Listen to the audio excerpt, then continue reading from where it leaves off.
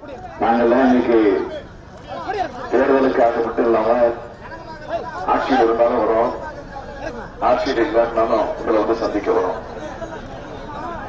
ஆனா இன்னைக்கு ஆட்சியில் இருக்கக்கூடிய முதலமைச்சராக இருக்கக்கூடிய அம்மையார் ஜெயலலிதா அவர்கள் ஆனா அதே நேரத்தில் 3000 ரூபாய்க்கு அதை இலவசமா கொடுத்தேன்னு சொல்லிட்டு பால் விலையை உயர்த்தினாங்க, பஸ் கட்டணத்தை உயர்த்தினாங்க, மின்சார கட்டணத்தை உயர்த்தினாங்க. ஆக 5 வருஷத்துல ஒவ்வொரு இடத்துல இருந்து 45,000 ரூபாய் அரசாங்கம் உங்களிடத்திலிருந்து வசூல் பண்ணிருக்கு. அதை நீங்க மறந்துடாதீங்க. இப்ப கூட இந்த தேர்தல் அறிக்கையில கூட அவங்க இன்னும் வெளியிடல, இன்னும் 2 நாள்ல வெளியிடுமான்னு செய்தி வந்திருக்கு எனக்கு. ஏன்னா உழவுத்துறைக்கு நாங்க உழவுத்துறை வச்சிருக்கிறோம். அது திமுக ஆட்சிக்கு வரப்போகுதுன்னு தெரிஞ்சு போச்சு போலீஸுக்கு இருக்கும். அதனால இப்ப உடனே நியூஸ் வருது போனாங்க. 60 இலவசமா கொடுக்க போறாங்க. தயவு செஞ்சு நீங்க நினைச்சு பாருங்க. கொடுத்துட்டு எப்படி மின்சார கட்டணத்தையும் பால் விலையையும் யூபி பில்லையும் அதே மாதிரி பஸ் கட்டணத்தையும் ஏற்றுனாங்களோ அதே மாதிரி இன்னும் பல லட்சக்கணக்கான ரூபாய உங்களிடத்தில் இந்த விலைவாசியை ஏற்றி உயர்த்தி கட்டணங்களை உயர்த்தி அது மூலமாக கொள்ளையடிக்க இருக்கிறாங்க என்பதை நீங்க தயவு கூர்ந்து மறந்து விடக்கூடாது.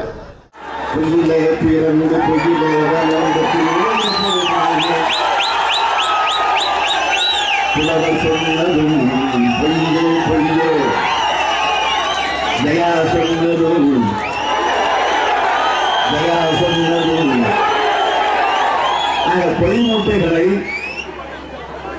தொடர்ந்து அவர் பங்கேற்கக்கூடிய கூட்டங்களில் அவர் உரையாற்றிக் கொண்டிருக்கிறார், படித்துக் கொண்டிருக்கிறார் என்பது உங்களுக்கு தெரியும்.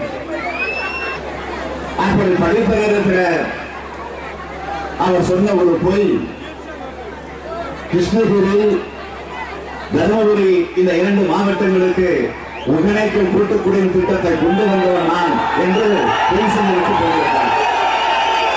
அந்த பிறகு ஆகாசப்பூர்வம் சொல்லுவாங்க.